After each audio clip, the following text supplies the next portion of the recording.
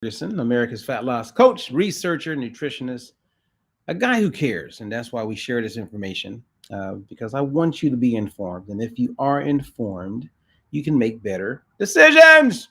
Okay, so I'm going to call today's post one of Fat Loss Friday. Okay, so let's talk a little bit about health. Let's talk a little bit about weight loss. Let's talk a little bit about being informed and not overwhelmed.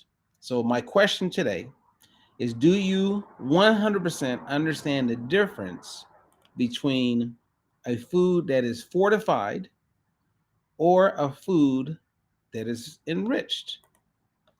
A food that is fortified or a food that is enriched? So, the short definition of fortified is that foods that are fortified are those that have nutrients, keywords, that are added to them that don't naturally occur in that food.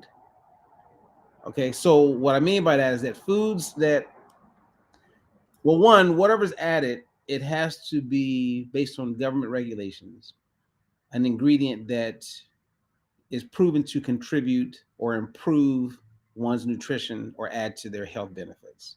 So, for example, milk is often fortified with vitamin D, and calcium is one that's fortified when you look at like, or it's added to like fruit juices. So whenever you see like orange juice and it highlights that it has calcium, that means that that is fortified.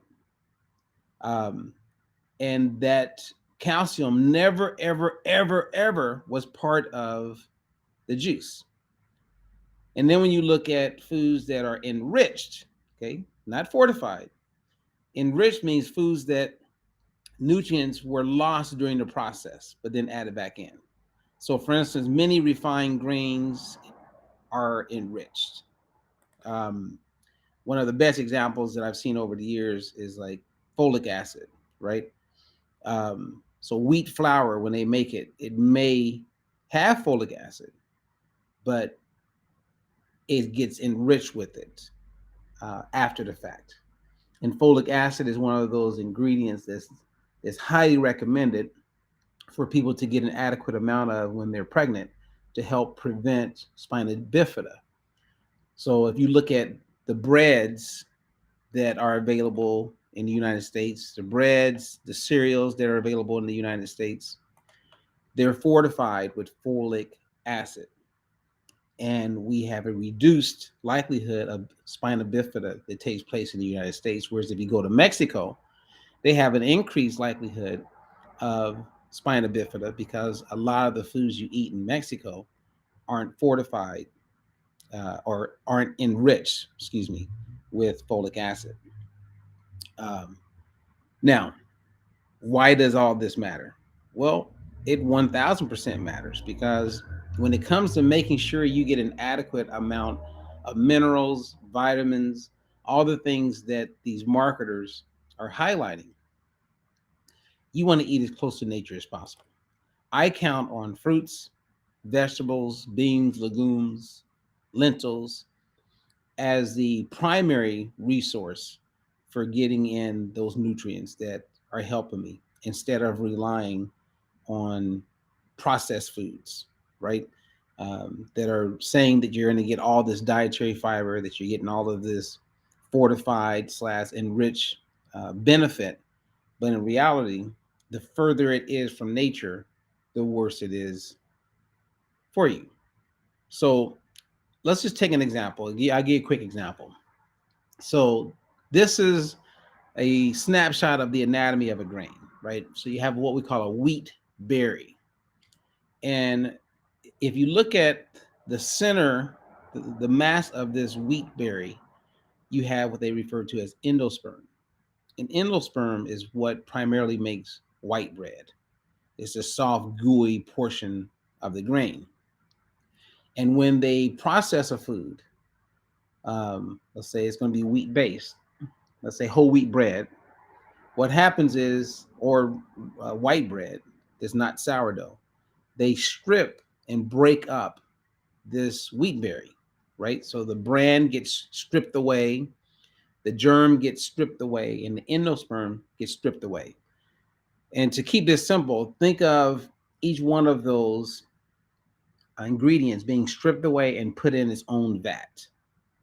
Then you take the endosperm and you can go and make white bread, and then you pull from the vats some of the bran, some of the germ, and you add it to that bread that you're making, right? So that would be enriched, right? Remember, enriched food means that nutrients that were lost during the process. So when they began the process, these things were stripped away and then they were added back in after the processing. And in the States, when you look at whole wheat, as long as 51% of what makes up that whole grain is actually whole grain, 51%, then they can say it's whole grain. Um, the big concern that you run up against when it comes to a lot of these foods is making sure that you're not falling prey to feeling overwhelmed like this gentleman. And you're looking at all of these packages and you're trying to figure out what is best for you and what is not ideal for you. Well, that can be troublesome. That's why we created that course, or this course called the 30-day microbiome makeover. If you think you know a lot about nutrition, I would say think again, because as it pertains to your gut microbiome, everything that you buy, everything that you eat, everything that you drink plays a role in either helping you or hindering you. My favorite book says, "My people perish for the lack of knowledge." Well, that favorite book is the Bible, and the Bible is right on. And I'm also a huge fan of Hippocrates, who said, "Let thy food be thy medicine, and thy medicine be thy food." Everything that I'm sharing does not mean that you avoid the foods that you want to eat. I've never said to avoid anything. My goal is to give you additional knowledge and insight so that you can make informed decisions. I've watched many people buy products assuming, based on the cover of the product, that they're getting all the things that people say they should get, right? They're buying cereal that's really high in dietary fiber, not realizing that most of that fiber has been added and is not the kind of fiber that's going to help bring you the health benefits that is associated with eating an adequate amount of dietary fiber. There's intact fiber, there's processed fiber, there's a breakdown of soluble and insoluble fiber, there's resistant starch, and there's multiple chain sugars that contribute to helping improve your gut bacteria. And when you know this, man, it can be a game changer. So, all this being said, you know, the closer you eat to nature, the better. Continue to keep yourself informed.